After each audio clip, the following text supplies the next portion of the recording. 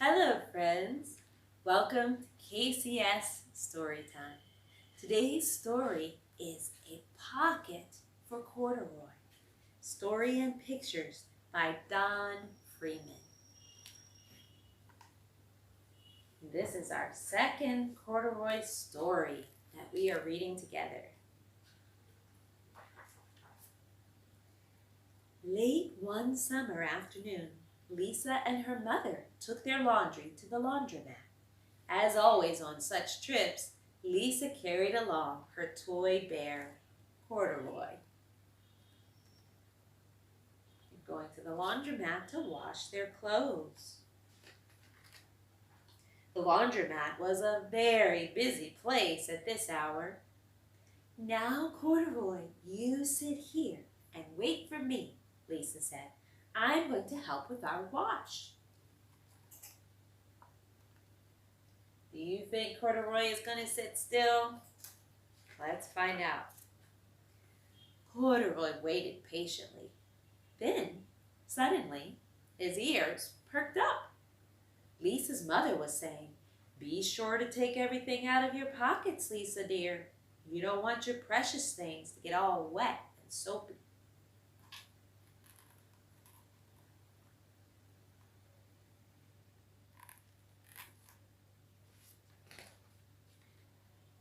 "Pockets?" said Corduroy to himself. "I don't have a pocket." He slid off the chair.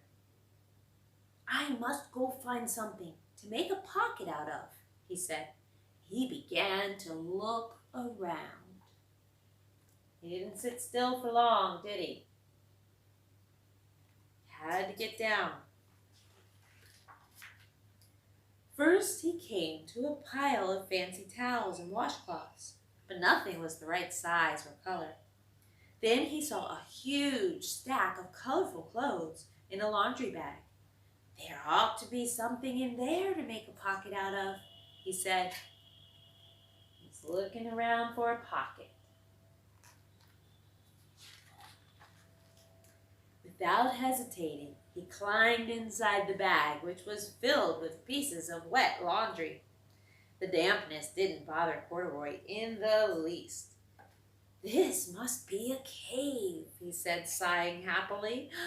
"I've always wanted to live in a dark, cool cave." Bears like caves, you see. When the time came for Lisa to fetch her bear, it was gone.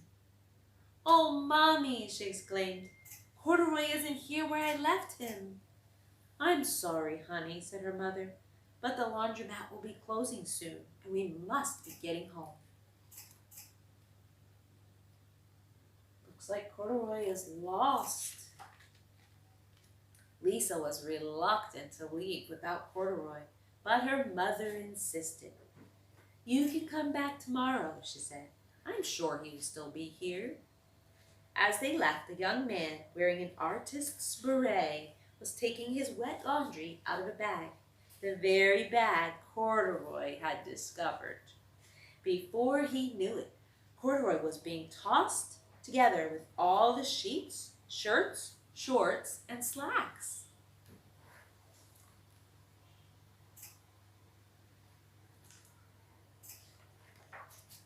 Inside the dryer. But just as the artist was shutting the glass door, Corduroy tumbled out onto the floor. "How in the thunder did that bear ever get mixed up with all my things?" the artist wondered. Poor Corduroy was damp all over. "The least I can do for him is give his overalls good drying," said the man thoughtfully. He unbuttoned Corduroy's shoulder straps and put his overalls in the dryer.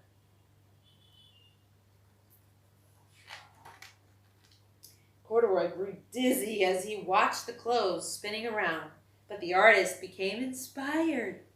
"This would make a wonderful painting," he said as he took a sketch pad out of his pocket and began drawing the swirling colors. "I can hardly wait to get back to my studio." Finally, the dryer stopped whirling and the man gathered up the clothes. Then he helped Corduroy put on his warm, dry overalls. All at once, the manager of the laundromat called, "Closing time! Everybody out!"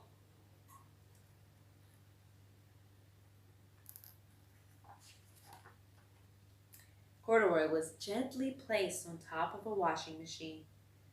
"I wonder who that bear belongs to," said the artist as he was leaving. "Seems to me he should have his name someplace. He's too fine a feller to be lost." As soon as the lights turned off, Corduroy began his search again. He was surprised to see something white glowing in the dark. "Maybe it's snow," he said excitedly. "I've always wanted to play in the snow." Have you ever played in the snow? Snow is very, very cold. He accidentally tipped over the open lidded box, and suddenly he was covered with soft, slippery soap flakes. Gradually, Corduroy began to slip and slide. "Oh, what fun," he said with a smile. "I've always wanted to ski down a steep mountainside." He's having an adventure, isn't he?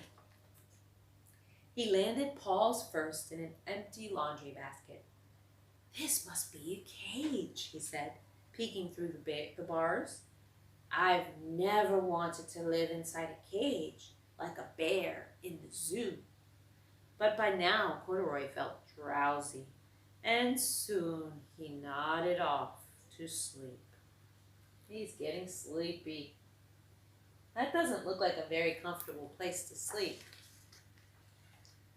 Next morning, when the manager came to open the door of the laundromat, there was Lisa waiting. "I left something here yesterday," she explained. "May I look around?" "Certainly," said the manager. "My customers are always leaving things." Lisa was searching under the chairs and in back of the washing machines when she heard the manager call her. "Is this what you're looking for, señorita?" And who do you think they saw? That's right, Corduroy. "Yes, yes, he's my best friend," shouted Lisa as she came running. She reached in and picked up Corduroy out of the basket. "So this is where you've been, you little rascal," she said. "It's time I took you home." Lisa thanked the manager and ran out the door and down the street, holding Corduroy tightly in her arms. "I thought I told you to wait for me," she said. "Why did you wander away?" "I went looking for a pocket," Corduroy said. "Oh, Corduroy, why didn't you tell me you wanted a pocket?" asked Lisa, giving him an affectionate squeeze. Lisa was worried about her friend Corduroy, wasn't she? That very morning, Lisa sewed a pocket on Corduroy's overalls. "And here is a card I've made with your name on it for you to keep tucked inside," she said. "I've always wanted a purple pocket with my name tucked inside," said Corduroy as he and Lisa nuzzled noses. What good friends they are. What a good friend Lisa is for making Corduroy a pocket. Do you have a good friend? Do you like to do things together? Do you like to give them gifts? It's nice to do nice things for our friends. Thank you, and we'll see you next time at KCS Storytime.